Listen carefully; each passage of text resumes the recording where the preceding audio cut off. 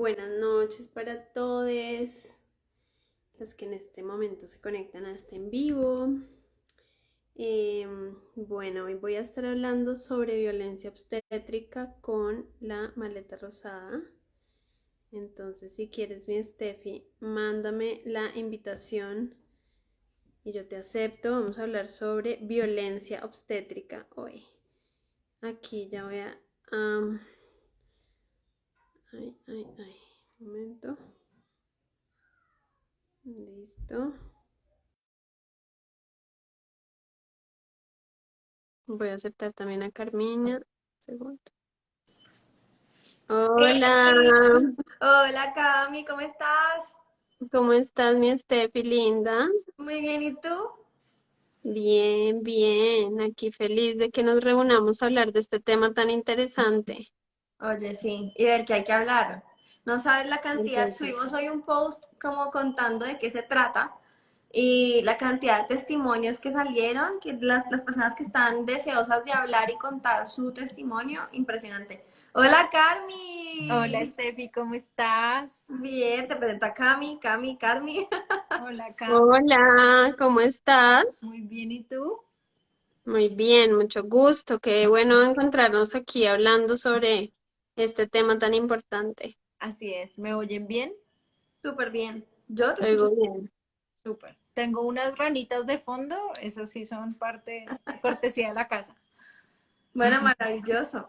Bueno, para contextualizar a todas las personas que se vayan uniendo, eh, resulta que pues estamos, pues yo por lo menos en este momento estoy como en un proceso de empezar a aprender sobre el método sintotérmico porque estoy como buscando alternativas diferentes a los métodos hormonales que ya sabemos y otro día lo hablaremos, que son pésimos para nuestro organismo. Entonces en esa búsqueda, pues encontré hacia la raíz, bueno, y Carmiña, hicimos un post al respecto y Carmi me escribió, oye, estoy en las mismas, qué felicidad encontrar a alguien que está como en la misma búsqueda. Y en eso, pues me contó que ella, que el ginecólogo se lo súper recomendó y que justo acaba de encontrar como una especie de objetivo nuevo en su vida, que es hablar sobre la violencia obstétrica, porque ella fue como víctima recientemente en su proceso de embarazo y su parto de este tema. Entonces, me pareció súper interesante, es algo de lo que definitivamente tenemos que hablar, tenemos que desnaturalizar todo el maltrato que muchísimas mujeres o personas gestantes viven en los centros médicos y con sus ginecólogos y sus doctores y sus médicos y sus enfermeras, porque esto no solamente viene del género masculino, o sea, digamos que sí es una violencia de género, pero viene de la medicina en general, ¿no? Como de todo el personal médico que supuestamente está a la disposición de la madre y de la nueva vida. Entonces, bueno, esto ha sido un entender y empezar a armar rompecabezas y mirar todos estos testimonios tan impresionantes. Y no sé si empezamos como definiendo, Cami, qué es la violencia obstétrica y después nos vamos al testimonio de Carmi. Sí, total. Yo creo que es muy importante definir qué es la violencia obstétrica. Un segundo, yo me voy a poner estas gafas porque ya no aguanto ni una sola pantalla más hoy. O sea, en serio, este tema de la luz es una cosa horrible. Bueno, me duelen los ojos, la cabeza, todo. Entonces, bueno, mira, la violencia obstétrica, pues es una violencia que ha sido definida como una violencia de género, y eso es muy importante porque obviamente solamente las mujeres, pues, o las personas que tienen útero y pueden gestar, pueden como ser víctimas de violencia obstétrica. Entonces, la violencia obstétrica es una violencia de género y se trata de un maltrato hacia una mujer gestante o en trabajo de parto o en parto, que puede ser física, psicológica, simbólica, sexual, institucional o no institucional, porque también hablamos de una violencia obstétrica fuera de las instituciones, ¿sí? Y que ha sido, digamos que esto ya no es un tema en donde es como, ay, pero ¿y qué es la violencia obstétrica? Eso solamente lo hablan las dulas o los hippies, no, o sea, eso como que la violencia obstétrica fue en los setentas puesta sobre la mesa del derecho internacional. Michel Audin, que es un ginecobstetra francés, fue el primero en hablar de esta violencia obstétrica y gracias a esto es que se han hecho, digamos, los pactos para humanizar el parto que tiene la Organización Mundial de la Salud. El primer pacto para humanizar el parto, pues digamos, con 10 propuestas de la OMS sale en el 99 y digamos que es fruto de que se habla sobre que efectivamente hay una violencia contra las mujeres, que se da además por acción o por omisión, ¿sí? Que eso también es muy importante. Eh, y que muchas veces esas omisiones, pues nosotras como estamos tan mal informadas, ni siquiera sabemos que existían, que teníamos algunos derechos, que se hubiera podido hacer las cosas de otra manera, ¿no? Entonces, tal vez ahora podemos ir como definiendo algunas formas de violencia obstétrica. Me parece chévere que Carmi pues cuente su experiencia después como de haberlo definido porque además esto tiene que ver con todas las mujeres, como Steffi no es mamá, pero pues es muy importante que todas las mujeres sepamos que Proteger. esto existe y que lo pongamos de verdad sobre lo que necesitamos todas las mujeres hablar. Bueno, sí, Estefi, sigue manejando tú la conversación y me dice cómo ¿no? quieren que arranque. Dale, dale tú, con toda la Bueno, libertad. pues me presento, qué chévere que haya tanta gente conectada. Gracias por los comentarios que nos van dejando. Hombres y mujeres veo que se están conectando, así que qué cool, porque también creo que los hombres son los llamados a estar aquí detrás de la pantalla. También está mi pareja, que también se ha convertido en un abanderado del tema. Y lo primero que quisiera es como pegarme un poquito a la definición con la que Cami arrancó, porque el, digamos que aquí hay varias cosas, ¿no? Lo primero es que tenemos como una idea de, y no sé si es por el hecho de que hemos crecido en un país tan violento, que pensamos que violencia significa matazón, metralleta, ojo morado, y que si eso no llega a esos niveles donde físicamente no es viable, entonces no es violencia. Entonces, lo Mm, primero es como quitarnos esta idea de Hollywood de violencia, ¿saben? Como que hay un tema de definir también el alcance del significado de la palabra violencia, porque no necesariamente debe haber un ojo morado, debe haber una laceración física para que haya violencia, ni tampoco debe haber un maltrato referido al nivel psicológico con una mala palabra o una mala expresión. Y por ujú. ejemplo, en este caso, y creo que mi testimonio está muy chévere para empezar a hablar del tema y se lo propuse a Steffi, porque es como ir de menos a más, ¿saben? En mi caso, no fue un caso de violencia que merite una denuncia como tal, pero que sí vale la pena y sirve un montón para despertar conciencia y para poner el tema sobre la mesa hoy. Y otra de las cosas que también quisiera como pegarme a la definición que Cami hizo es que, y aquí sí se los voy, algunos que están conectados me conocen, otros que no, yo tengo como dos fases en mi vida, bueno, y una tercera de mamá, pero yo soy abogada de profesión, yo hace ya más de 6 años no ejerzo el derecho directamente, si bien tengo algunos negocios vinculados con el derecho, tengo un negocio, soy coach y manejo otros temas en materia de imagen profesional y personal branding o marca personal, y a eso me dedico hace mucho tiempo. Pero mi esquema mental pues es el de un abogado, y ahorita Cami decía algo en la definición de violencia que me parece interesante, y es que siendo o no mamá, pues siendo mujeres, pareciera que tenemos una serie de derechos que no conocemos. Hay una ley sagrada en el derecho, que es que el desconocimiento de la ley no es una excusa para no cumplirla. Pero en el caso de las víctimas de violencia, y en este caso, en el caso de violencia obstétrica, yo diría que el desconocimiento de la ley no es una excusa para no exigir tus derechos. Ujú. Y creo que hay un cierto grado de responsabilidad de parte de nosotras, no solamente por exigir derechos, sino por conocer nuestro cuerpo y hacerlo respetar, así de sencillo. Y el sistema mismo ha estado diseñado para que por muchos años estemos desconectadas de todo lo que somos capaces de hacer.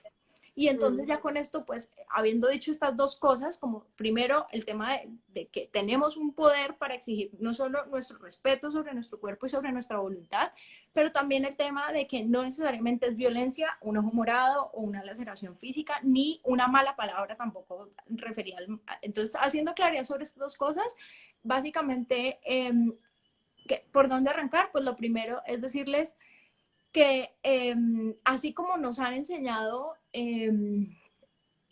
pues tenemos como una serie de creencias y derroteros mentales.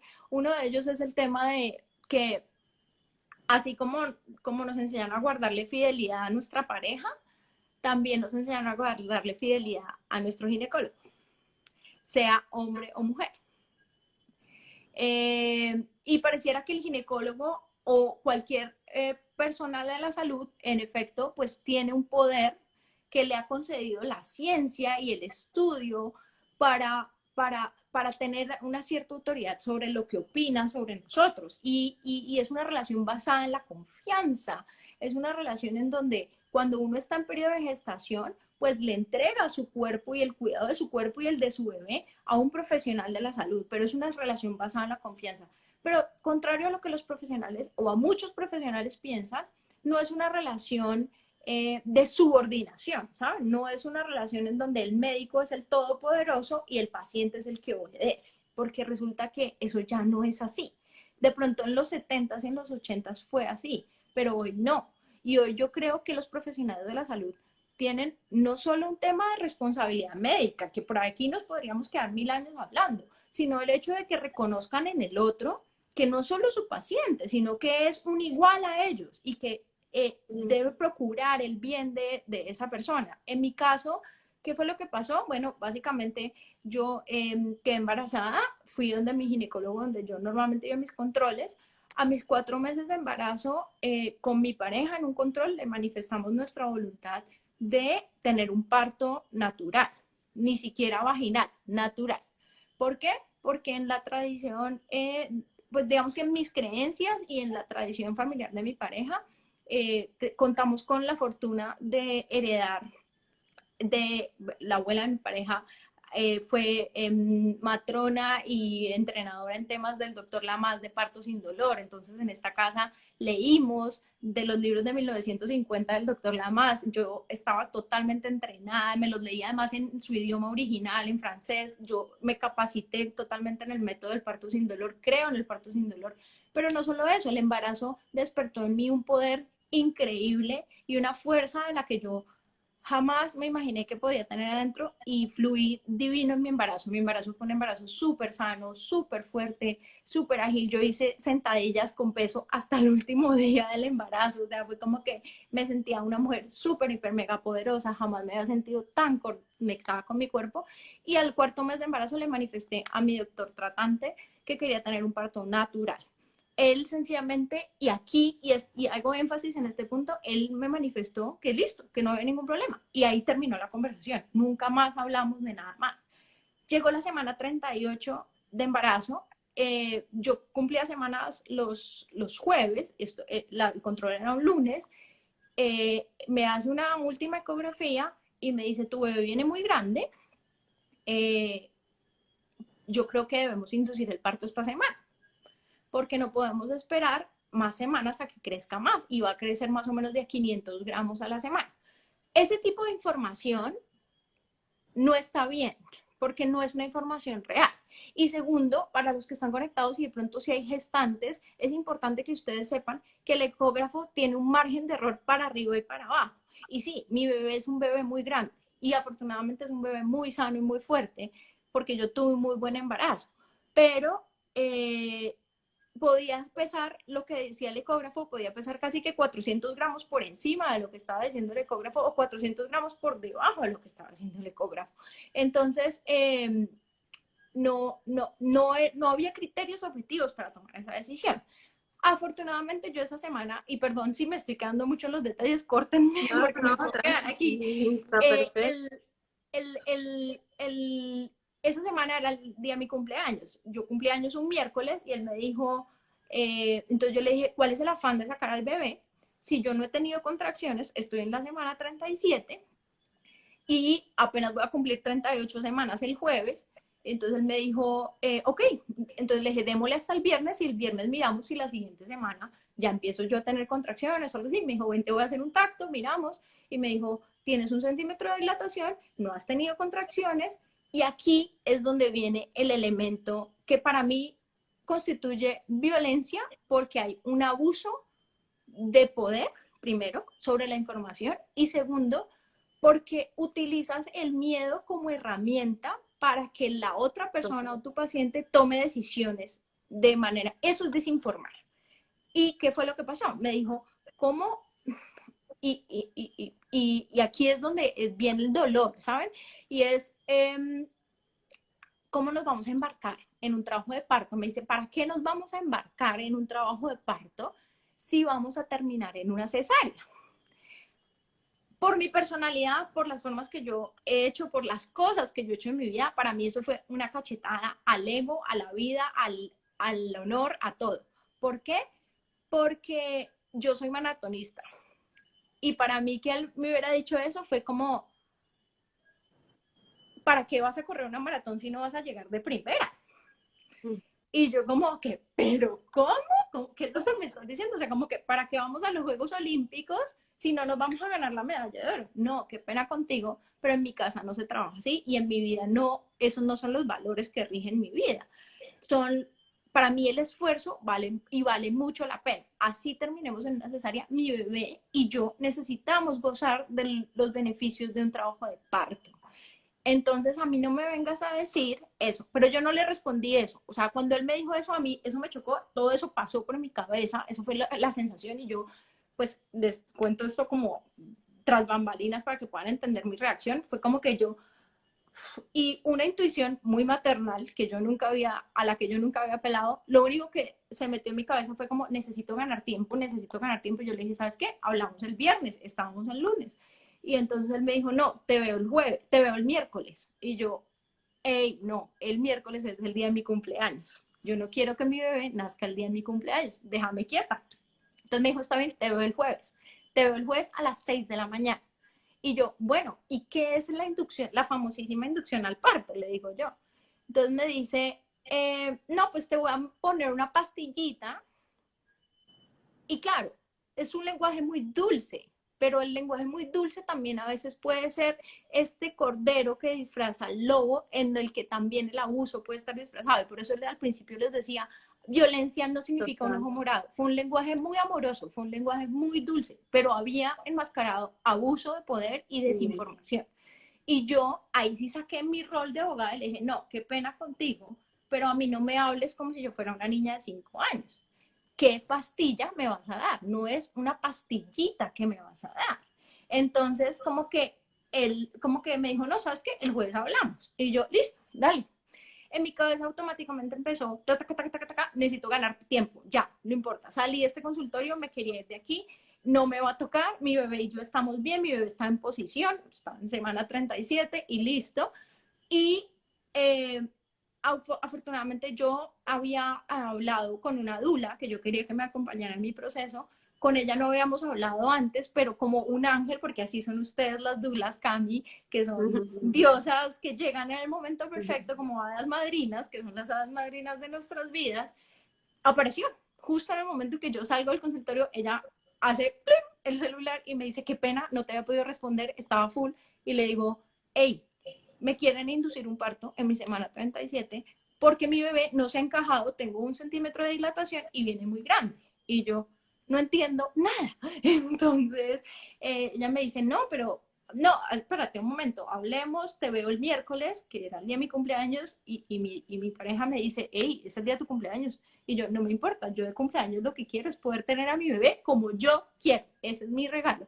Y ella llegó el día de mi cumpleaños como una madrina y me dijo, hey, los bebés se encajan cuando empieza el trabajo de parto. Los bebés se encajan cuando empiezan las contracciones.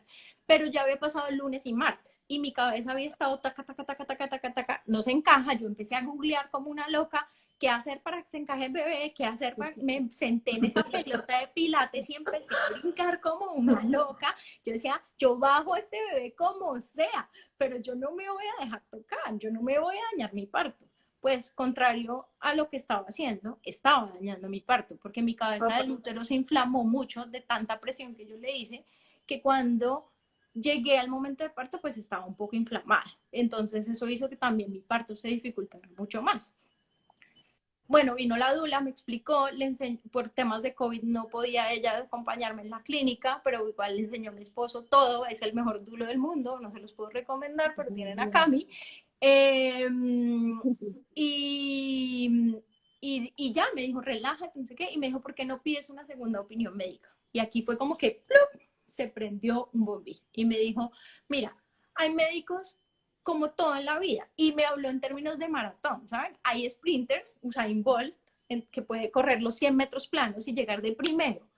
Y hay médicos, deportólogos que pueden tratar maratones. El médico que tú estás teniendo es muy bueno para estas personas que quieren correr los 100 metros planos, pero él no es el médico que te va a dar el parto que tú te sueñas. Y tienes un derecho a escuchar una segunda opinión médica. Tú le eres muy fiel a tu ginecólogo. Yo, qué fiel ni qué 8 cuartos. Yo necesito, yo estaba tan convencida de mi poder que yo ni siquiera quería que me canalizaran la vena. Yo no quería suero. Yo llevaba mi pedialita en mi maleta, todo. O sea, yo decía, yo no necesito nada. Y, eh, y como que yo decía, si mi médico no me puede atender el parto, no me importa. O sea, como que cualquier estudiante, y con el perdón de todos los especialistas, pero cualquier estudiante de tercer semestre de medicina puede dar a luz a un bebé, y si me toca llegar a urgencias y que me atienda el médico de turno, pues no me importa, pero yo no me voy a dejar tocar. O sea, yo estaba muy, muy convencida de eso. Todo esto, ¿por qué se los cuento? Pues porque gracias a mi formación, pero también a mi carácter y a la fuerza tan grande que yo tenía, yo tuve la certeza de parar y pensar. Semana 39, cambié de médico. Y yo decía, ¿dónde voy a conseguir un médico que me atienda a la semana 39? Pues lo conseguí. Lo conseguí y conseguí el doctor más adorado del mundo, que hoy, 5 meses después de que mi bebé ha nacido, no me está hablando de cómo voy a planificar, sino que me pone a estudiar y me dice, hey, de esta consulta te vas a leerte estos artículos y a tomar este curso porque quiero que aprendas del método sintotérmico. Y una vez aprendas del método sintotérmico, vienes y me dices si quieres tomar o no pastillas, pero no te voy a mandar nada a menos que sientas la necesidad, y voy a respetar tu opinión, pero es muy distinto.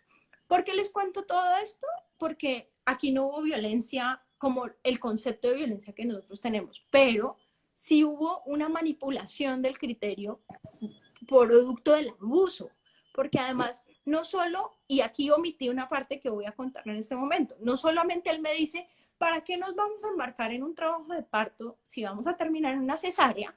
Sino que después me dice, ¿estás segura que si quieres? Pero eso, tú sí crees que vas a poder, es que eso es muy duro. Y te imaginas si ese bebé se atranca en el canal vaginal y todas las enfermeras metiéndote los codos así y con forceps. Yo estaba tan segura de mi poder que a mí eso no me hizo ni cosquillas. Pero yo después, cuando reaccioné, y gracias a mí, que mi pareja fue como el que parafraseó eso y me decía, ¿por qué estás usando el miedo para que yo diga que sí a algo que tú quieres? Y no a algo que yo quiero. Porque es que respeto, la cesárea no nos hace menos mamás, pero si mi voluntad es tener una cesárea, tú como profesional tienes la obligación de respetar mi decisión de tener una cesárea. Y si yo quiero tener un parto natural, tú como profesional estás en la obligación de decirme si lo vas a atender o no lo vas a atender. Y el error, ¿dónde estuvo? Cuando les conté que a los 4 meses yo le dije, yo quiero tener un parto natural. Así como uno, como paciente, tiene el derecho y la libertad de escoger el profesional que uno quiera para que lo atienda, ellos también tienen la libertad de escoger a sus pacientes. Y él perfectamente me hubiera podido decir, hey, yo no atiendo ese tipo de partos. Ve aquí donde mi amigo, que además comparten piso en el mismo edificio donde atienden, y que él te lo atiende, o busca, o te doy esta lista de médicos y ve y busca quién atienda tu parto, o vas a llegar a la clínica y allá va a haber estos médicos de turno. Había muchas alternativas. El problema es no decir no a tiempo, porque así perfectamente pues uno sabe cuáles son las reglas del juego y mantiene una relación de tú a tú, porque es que aquí no no hay subordinación en la relación médico-paciente. Y no puedes utilizar el miedo, perdón, que es donde yo creo que está la violencia. Y aquí, Cami, si ya tú que eres más experta en el tema me corriges, pero para mí el abuso del conocimiento y la utilización del miedo para tomar decisiones desinformadas es lo que constituye la violencia. Y miren cómo hay que tejer muy, muy, muy, muy delgado para verlo. Mi bebé nació después de 19 horas de parto, después de que yo rompí fuente, yo cambié de médico, tuve un fin de semana precioso, 2 días después de haber cambiado de médico rompí fuente la madrugada y después de 18, 19 horas de parto tuvimos que hacer una cesárea, porque, y aquí parafraseando la definición de violencia que trae Cami, a nivel institucional también hay unas reglas que están consciente o inconscientemente apoyando ese sistema y que dice, ya no te voy a esperar más, rompiste fuente hace 18 horas y pueden pasar que tu bebé se va a quedar sin líquido, que no sé qué, que esto y lo otro, que la clínica no te puede esperar más, entonces ya me toca hacerte una cesárea. Para bien o para mal, mi bebé nació como él quiso, a la hora que él quiso y de la manera que él quiso, que era lo que yo quería respetar de mi proceso de embarazo. Y fue una cesárea hermosa, en donde de manos de un médico que hoy le entregaría mi cuerpo 1000 veces más para que tuviera todos mis hijos, lo hizo de la mejor manera, mi cuerpo sanó muy bien, mi bebé gozó de todos los beneficios de un trabajo de parto, pariría 1000 veces más, me encantó parir. Nuestro cuerpo no hace bebés que no puedan parir. Y sí, tengo una cicatriz de una cesárea que no quería, que no sé todavía si fue porque la cabeza del útero se inflamó o porque mi bebé venía con el cordón muy cortico y casi que estaba haciendo bungee jumping y bajaba y su cordón lo jalaba y otra vez volvía a subir. Nunca sabré cuál fue la causa exacta de por qué no pudo nacer por el parto que yo soñaba, pero mi bebé nació, a la hora se pegó a la pucheca, y aquí vienen los otros temas de una cesárea inducida, o como lo he llamado yo, una cesárea innecesaria. Y es que no es coincidencia que haya tantas mujeres que estén sufriendo de temas de lactancia posterior y tantos bebés después con otro tipo de alimentaciones y mamás frustradas y desesperadas. Si no respetamos el proceso de parto, no va a haber una buena lactancia y entonces tampoco va a haber tiempo Claro. para que la mamá se recupere. Entonces miren cómo una cosa va llevando a la otra y a la otra y a la otra y a la otra, y no sin antes decir todo lo que se beneficia al sistema de mantenernos desconectadas de el poder tan increíble que es dar vida.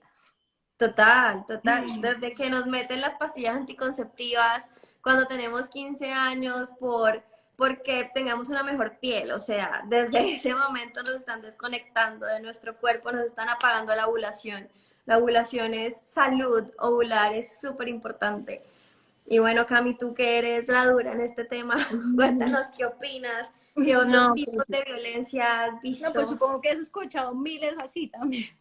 sí, no, muchos, pero yo quisiera como que de esto que estás contando, Carmen, que es muy importante, además que es muy importante que esto, como hablamos al principio, se ponga y sea como Vox Populi, porque en realidad lo necesitamos. Pero a mí me gustaría como ahondar un poco más en ese tema del que hablaste tú, de esta relación de confianza o esta relación jerárquica, o si la relación es horizontal, porque yo he repetido siempre en todos mis cursos, en los talleres, en los lives, y no me canso de repetir cómo la cultura en la que nosotros estamos, que es una cultura jerárquica, ¿sí? Que es la base de la cultura patriarcal, hace que las mujeres, el cuerpo de las mujeres, sea territorio del hombre. Y eso es una realidad, ¿sí? Y por eso estamos hablando de una violencia de género. Es muy distinto también cuando tenemos una ginecóloga mujer, o sea, porque los casos de violencia obstétrica más fuertes, también está comprobado, se dan del hombre hacia la mujer,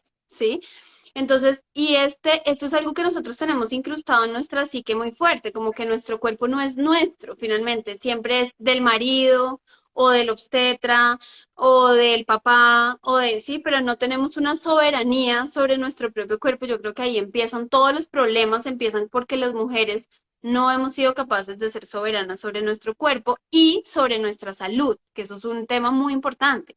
¿sí? Cuando uno es educado en ser soberano, en su salud, pues tiene como unos resultados muy distintos cuando crece y queda embarazada. Es como, digamos, yo reviso un poco cómo fue mi crianza, que fue un poco eso, como que tú gestionas tu salud con tu nutrición, con tu ejercicio, con tu tal, pero no vamos al médico, o sea, eso no era algo que pasaba mucho en mi casa, ¿sí? Porque mi papá no creía tanto en esas cosas. Y esto hizo que finalmente yo llego y me embarazo y digo como, pues, obviamente que yo quiero parir por fuera de una institución hospitalaria, ¿sí? Porque no la necesito. Claro, y ahí viene un tema que es cada quien pare como quiere y todas las mujeres tienen derecho a parir en donde quieran y deben ser respetadas independientemente si eligen que sea institucional o no. Pero yo, digamos que sí quiero dejar esto acá de cómo nosotras hemos sido educadas para entregar nuestra salud y nuestra soberanía a otra persona. O sea, es como que el que me cura es otro, el que me resuelve las cosas es otro. Y así manejamos nuestra vida. O sea, nosotros tenemos hijos para que los críen otros, tenemos casa para que los limpien otros, tenemos mascotas para que los cuiden otros, tenemos un cuerpo para que lo solucione otro. Toda la gestión de nuestra vida está en manos de alguien más. ¿Sí? El placer está en manos del marido, los niños en manos de la niñera, los bebés en la enfermera, los perros en el colegio. Sí, es como que Dios mío, necesitamos volver a hacernos cargo de nosotras mismas de verdad y de que esa soberanía regrese. Entonces eso es como, yo creo que lo primero y que es un planteamiento como bien general y que pone en jaque muchas de las cosas que nosotros creemos como y cómo gestionamos las cosas. Eso lo primero. Lo segundo es que en este testimonio que das, Carmen, que a mí me parece como muy chévere porque no es una violencia tan explícita, digamos, y es la violencia más común. Sí, es la violencia más común, en donde, como dices tú, hay un abuso de información impresionante, un abuso de eso, del poder de tener la información. Y esos son con los casos que yo lidio casi que diario, ¿sabes? Y lo peor de todo es que hay ya médicos, personas, instituciones que uno sabe que ejercen esa violencia a diestra y siniestra y que hay, o sea, hay médicos de este país que cuando las mamás me llegan a decir, mira, yo estoy con este médico, yo le digo, yo no te puedo acompañar como dure. Sí, no te puedo acompañar porque es diametralmente distinto lo que esa persona hace a lo que yo hago, ¿sabes? Como que tú vas a estar en una mitad que la vas a pasar súper mal. Entonces yo no puedo atender eso porque, y además yo sé que vas a terminar en una cesárea. Sí, y eso es muy triste porque es como ese médico solo hace cesáreas y siempre inventa, porque es verdad, sí, otra de las características es la mentira, porque es como, Pues, no es solamente que abuses de la información, es que mientes, pues, ¿sí? a ver, Hoy, que ahí en ese punto, perdón que te interrumpa, digamos que ni siquiera es un tema de tomarlo personal, ¿saben? Como que cada quien verá cómo ejerce su profesión y en este caso la medicina, pero también hay un tema institucional y que lo podemos sacar con pura probabilidad. Yo, a diferencia tuya, Cami, sí crecí en un hogar muy científico, soy muy técnica y muy hija de la ciencia, pero eso no me desconecta de llegar al mismo punto. Y mira que llegamos por caminos distintos al mismo lugar pero porque hay un tema de información y de poder y del derecho absoluto. Cuando a ti te fundamentan los argumentos en el miedo, ahí ya hay abuso para mí. Y segundo, aquí hay un tema que podemos sacar con pura probabilidad. Sí, y es como un discurso ahí muy hipócrita, digámoslo así, de parte de las instituciones, porque es que aquí también hay que hablar del sistema. En Colombia y en Latinoamérica, casi, y ahí me corriges un poco, Cami, de pronto tú sabes mejor las cifras, pero como que 8 de 10 partos son cesáreas. sí, O 9 Colombia de y 10 Brasil, partos. digamos que son Distinto. los países que más índices de cesárea tienen, Colombia y Brasil, y en este momento Colombia estamos llegando casi al Colombia y Brasil. 70%. Y por ejemplo, todo esto yo lo sé porque lo hablé con mi médico actual. O sea, él me dijo eso, imagínense esto. Y uno lo ve, pero además uno va por los pasillos de las clínicas y dicen, necesitamos reducir el número de cesáreas. Estamos en una cruzada por reducir el número de cesáreas. O sea, te lo dicen, estas cifras yo no me las estoy inventando. Dicen 8, 9 de cada 10 partos terminan en una cesárea, necesitamos disminuirlo.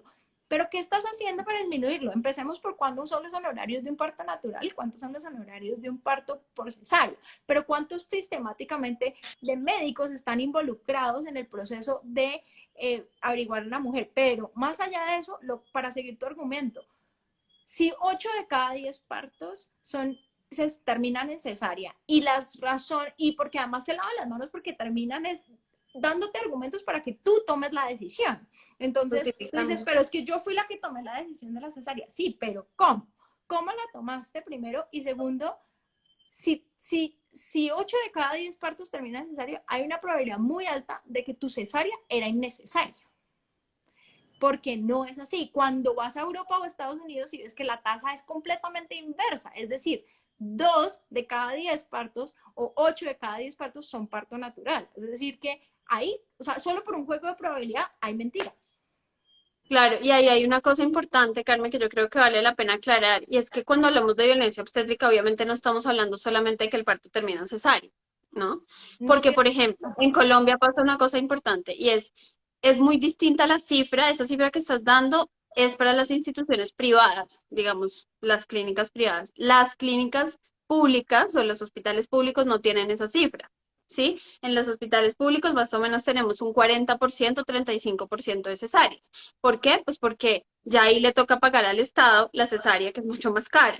Pero ¿qué pasa en las instituciones públicas? Que hay mucha violencia, mucha soledad de las mamás, mucha violencia verbal, de calle, se no grite, quién la mandó entonces a hacer esos hijos, ojalá se hubiera gritado cuando lo estaba haciendo, mujeres que piden la anestesia, piden la epidural y no se las dan, ¿sí?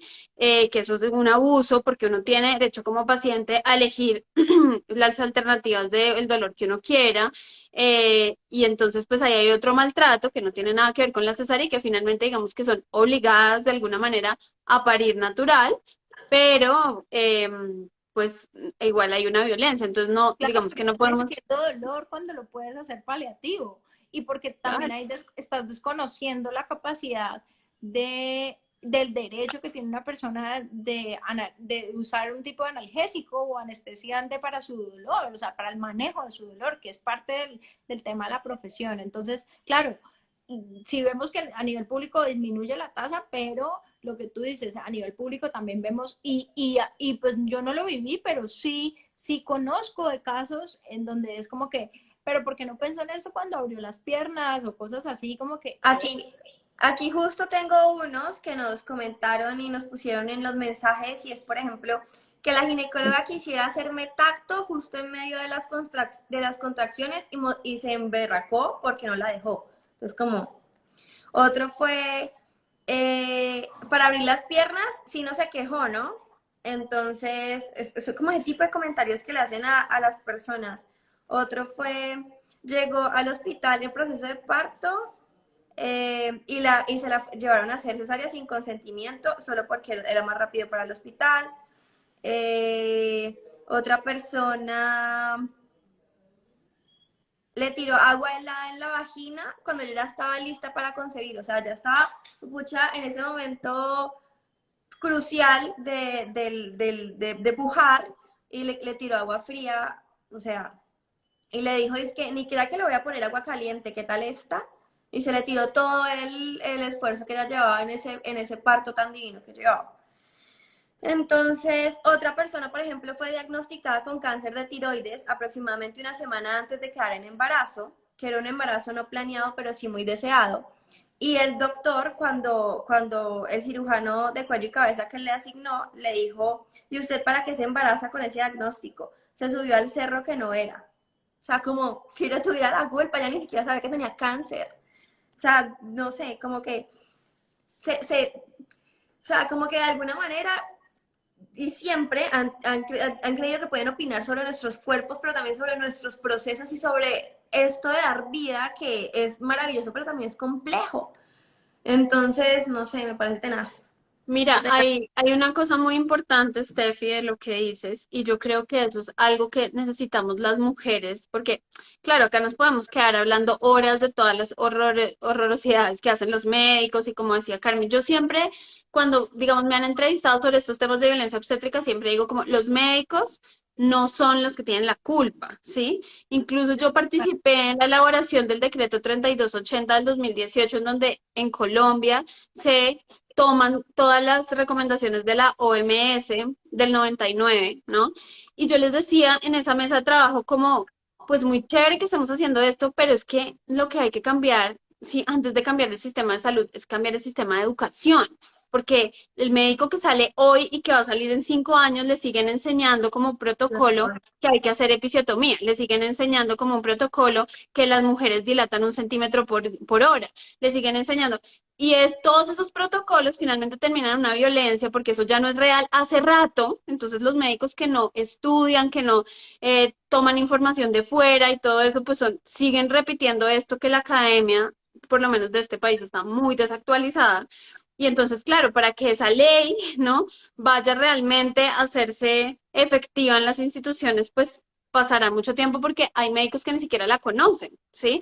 Yo dentro de mi acompañamiento como doula les digo a las mamás, hagamos un trabajo de parto y pon ahí que tú te estás rigiendo por estas leyes internacionales y por el decreto 3280 de las rutas integrales de salud. Los médicos son como, ay, ya vino usted, tiene doula porque ya vino con el trabajo de parto y que todo reglamentado como por la doula. Y es como, no, no es Sí, por pero la es que doula, es por los hay un derechos. tema, pero ahí hay un tema también, es que en la misma educación de ellos, no solamente les están enseñando de manera equivocada ese tipo de creencias a nivel obstétrico, sino que la única manera como ellos creen que hay que ejercer la ética, y no solo la médica, sino la institucional, es como en la mayoría de las cosas que pasan en este país, con la ley en la mano. Entonces, si tú no tienes miedo que te demanden, y otra vez vuelve y juega el miedo, ¿ven? O sea, como que el miedo es el que está rigiendo todo cuando el parto, dar vida o sencillamente tener cuidado sobre nuestro cuerpo, tomar posesión de la soberanía de nuestro cuerpo, fuera una decisión basada en el miedo. El mismo miedo que ellos también están sintiendo cuando uno llega con un plan de parto y les cita una ley o les dice, o en mi caso, por ejemplo,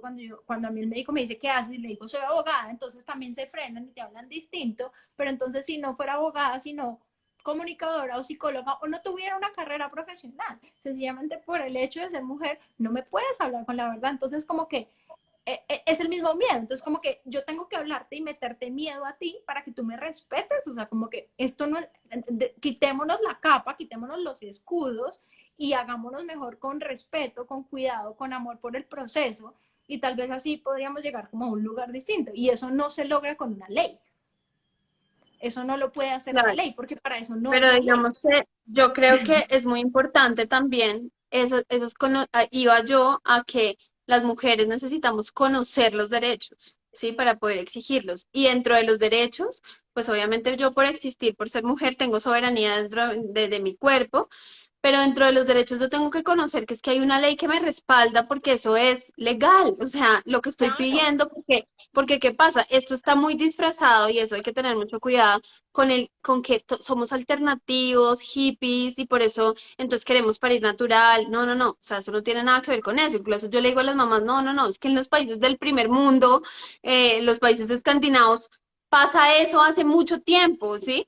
En cambio acá esa información no ha llegado, esa información se ha quedado en que si tengo una dula soy hippie, en que si quiero parir en la casa soy alternativa y es como, no, o sea, la OMS desde el 99 dijo que tú podías parir en la casa y el Estado tenía que apoyar esa decisión, ¿sí?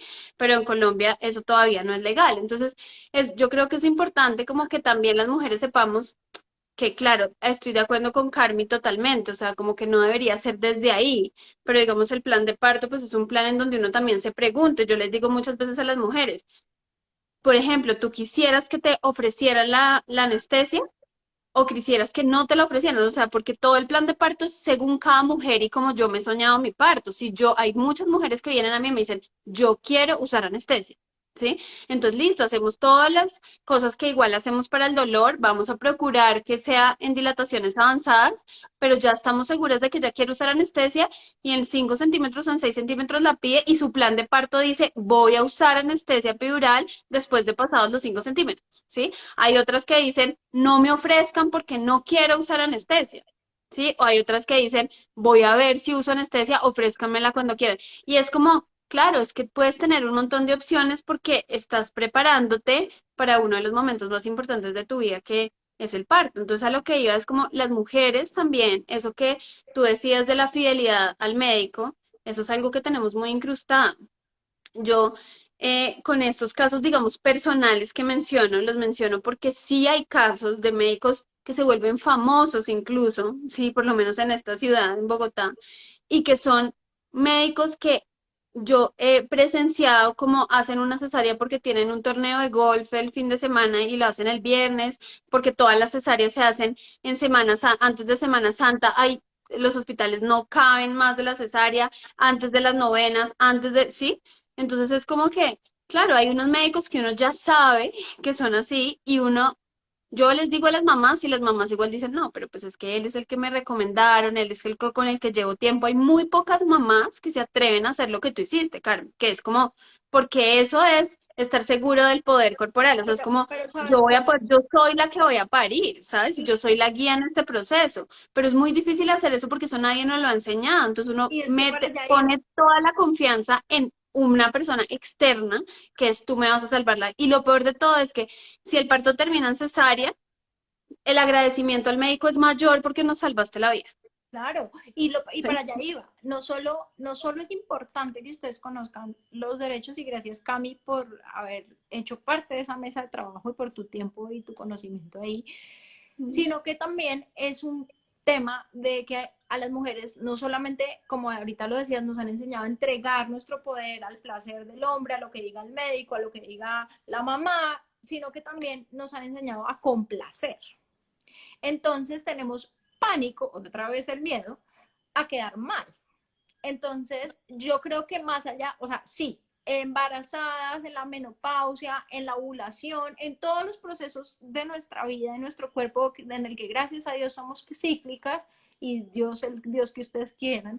Eh, También creo que aquí hay un tema y es que tenemos que ejercitar el músculo, no solo ejercitar la ñoñada y ponernos a estudiar y saber de todo lo que somos capaces y de todo lo que tenemos derecho, pero también creo que hay que ejercitar el músculo de aprender a tener conversaciones incómodas y saber decir no y saber que está bien quedar mal. Y que adivinen qué, no están quedando mal, pero si ustedes en su cabeza creen que eso es quedar mal, pues no importa, quede mal y qué. Porque después de que yo decidí cambiar de médico, pues venía la terminada al médico, ¿no? Que era peor que terminarle un novio en el que uno está súper embarcado mal. Entonces era como que, pero ¿qué le digo? ¿Y cómo le digo? No sé qué. Oye, no, no voy a seguir. Me acompañaste hasta este proceso. Gracias por traerme hasta este punto de mi embarazo, pero no quiero que me acompañes en la fase del parto. Y eso fue lo que utilizamos. No fueron las palabras, pero miren, o sea, esto yo lo puedo decir, pero también porque tenía a mi lado a un hombre que estaba muy fuerte y muy bien parado, apoyando y empoderándome en todo y diciéndome, es tu cuerpo y lo vamos a hacer respetar como sea. Y creo que aquí los hombres también, y qué alegría ver tantos hombres conectados, porque los hombres también están llamados a hacer respetar el cuerpo de sus mujeres, sean sus mamás, sus hermanas, sus hijas, sus esposas, sus parejas, las mamás de sus hijos, lo que quiera que sea, o la que esté pasando por enfrente de ustedes, no importa, o sea, como que, pero aquí también hay un tema de que no puede ser que siempre quedemos bien. Aquí no se trata de quedar bien, con la única que tenemos que quedar bien es con nosotras, con nuestra vagina y con nuestro hijo de paso. Entonces creo que eh, obvio, uno puede ser un poco obtuso, puede tener unos puntos ciegos en los que los caprichos de su parto no se puedan lograr. Y para eso están los profesionales, justamente, para eso está el experto, para que te aterrice, para que te explique cómo es, pero no desde el miedo, no desde el miedo, y yo tampoco, y ese era otro argumento que yo le decía a mi esposo en ese momento, y era como, yo no puedo tener dos batallas al tiempo, yo no puedo estar pariendo y peleando con el médico. El cuerpo no, el cuerpo y la mente y la estrategia ni nada me da para pelear dos batallas al tiempo, ¿saben? Entonces, necesito es un aliado, yo necesito un equipo y no armas un equipo de profesionales. Yo tenía una nutricionista top, tenía un médico en el que yo podía saber que él estaba haciendo lo que me dijo que iba a hacer y me iba a dar mi tiempo.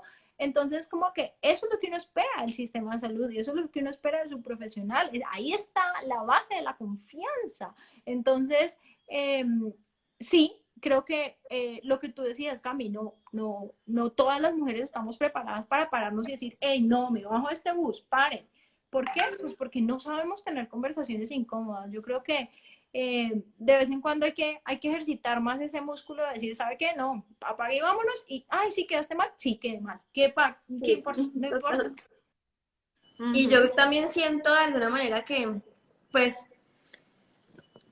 como la medicina también es un lenguaje como tan alejado y entonces uno no lo están hablando en su lenguaje. Lo mismo pasa con el derecho, como que en el momento en que un Sí, abogado habla, uno le dice, ajá, no tiene ni idea de qué está hablando. sí, Lo mismo sáqueme pasa de con el aquí. médico. Entonces, qué felicidad que el médico aterrizara los términos, de alguna manera también tiene que ser como un proceso pedagógico con el paciente, pues háblele que el paciente entienda y que ese paciente, en este caso nosotras, tomemos una decisión desde la información y no se tome una decisión, como vos decís, desde el miedo y desde la desinformación.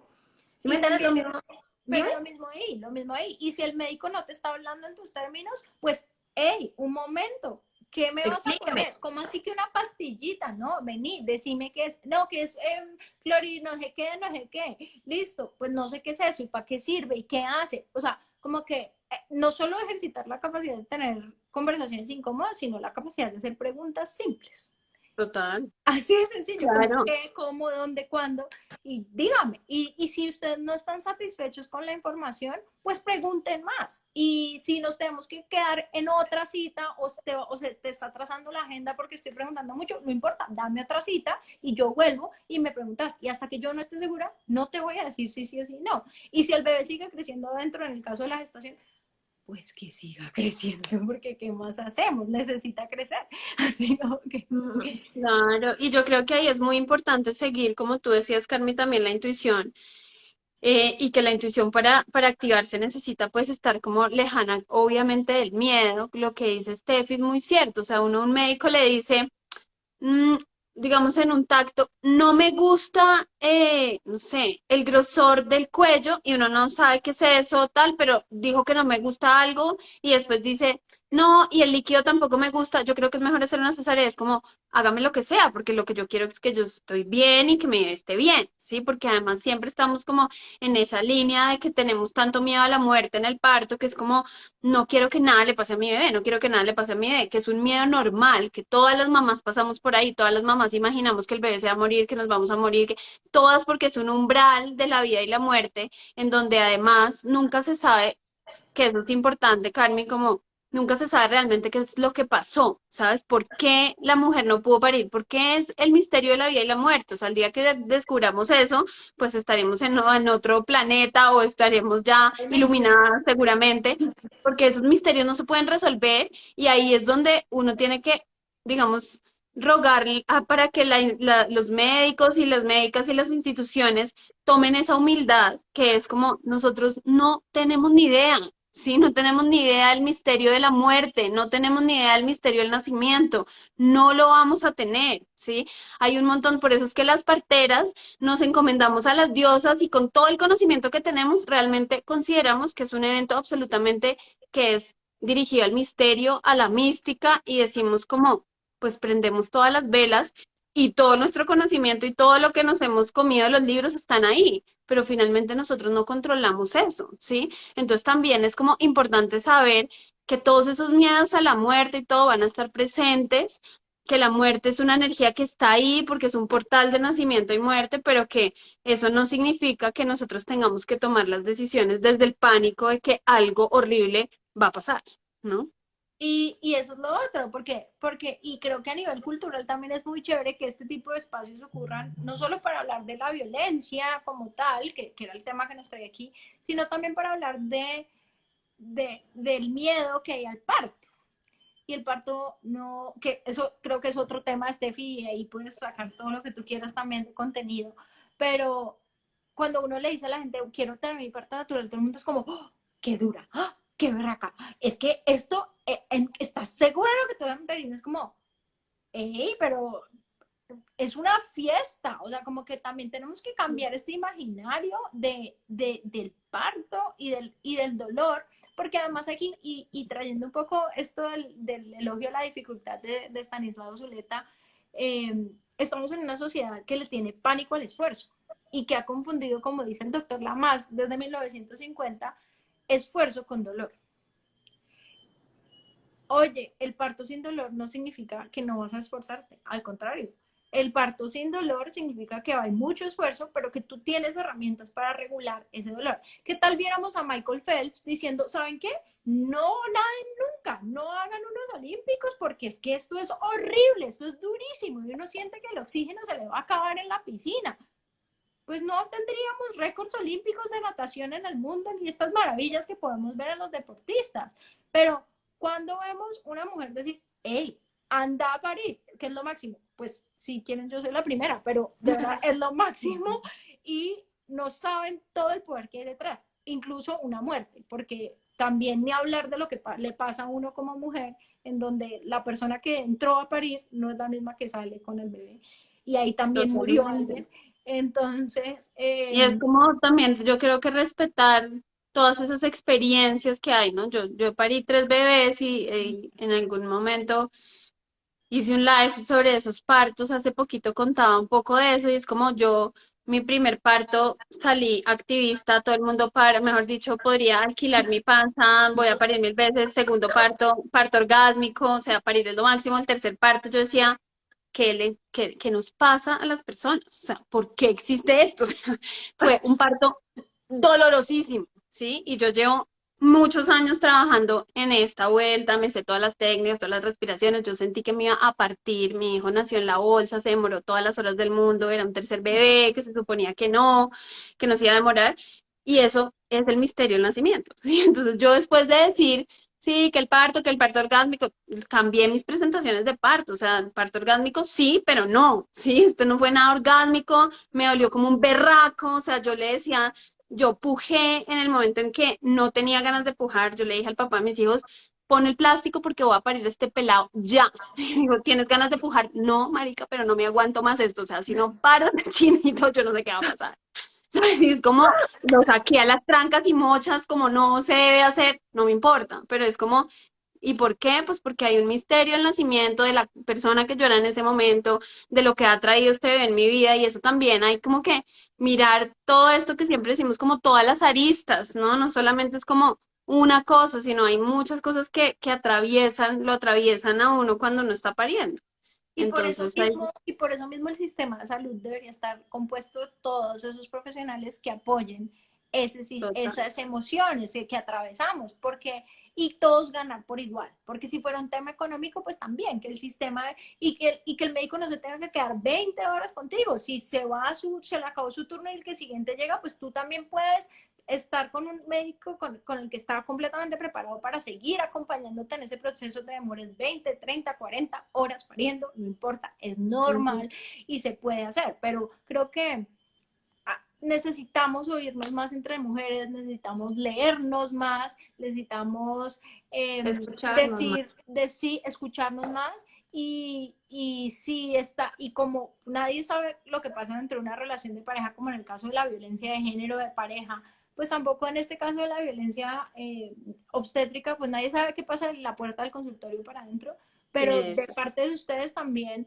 lo que yo les diría es pregunten como un niño de 3 años que pregunta, ¿y todo. por qué? ¿Y por qué? ¿Y por qué?